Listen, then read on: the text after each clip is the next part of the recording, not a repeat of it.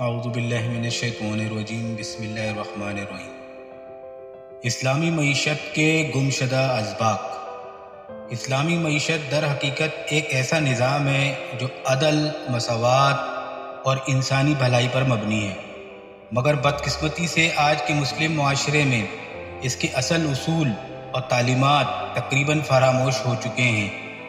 رسول اکرم صلی اللہ علیہ وآلہ وسلم نے معیشت کو محض دولت جمع کرنے کا ذریعہ نہیں بلکہ معاشرتی فلاح بہبود کا ایک اہم ذریعہ قرار دیا تھا۔ زکوٰۃ، صدقہ، عشر و خیرات جیسے احکامات کا مقصد دولت کا رخ صرف چند ہاتھوں تک محدود رکھنا نہیں تھا، بلکہ اسے گردش میں لانا اور محتاجوں تک پہنچانا تھا۔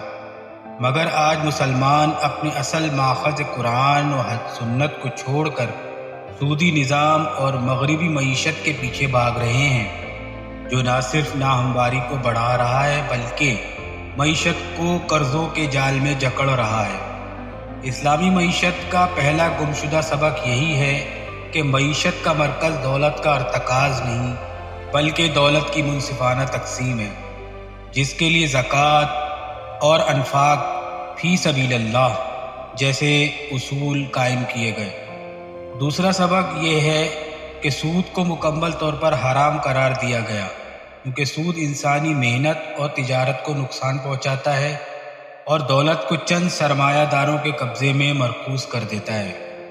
تیسرے اہم اصول میں تجارت، محنت اور پیداوار کو معیشت کی بنیاد بنایا گیا تاکہ دولت حقیقی بنیادوں پر گردش کرے اور معیشت میں برکت پیدا ہو۔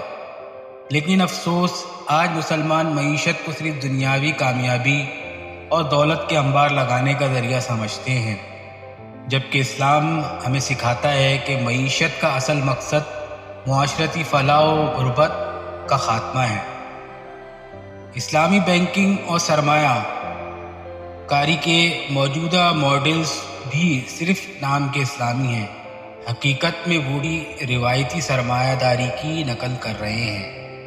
اسلامی معیشت کا گمشدہ سبق یہ بھی ہے کہ تجارت میں ایمانداری، انصاف اور امانت کو بنیاد بنایا جائے، جبکہ آج جھوٹ، دھوکہ اور ناجائز منافع خوری عام ہو چکی ہے۔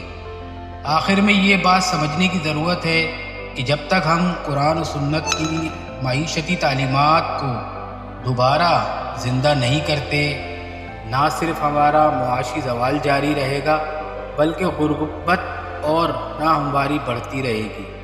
ہمیں چاہیے کہ اسلامی معیشت کے ان گمشدہ اسباق کو یاد کریں، سود سے مکمل نجات حاصل کریں، زکوٰۃ اور خیرات کو سچے دل سے معیشت کا حصہ بنائیں اور تجارت اور محنت کو فلاح ہی معیشت کی بنیاد بنائیں۔ تبھی دنیا اور آخرت دونوں میں کامیابی ممکن ہے۔ اللہ تعالی ہمیں ان تمام باتوں پر عمل کرنے کی توفیق عطا فرمائے۔ آمین۔ السلام علیکم۔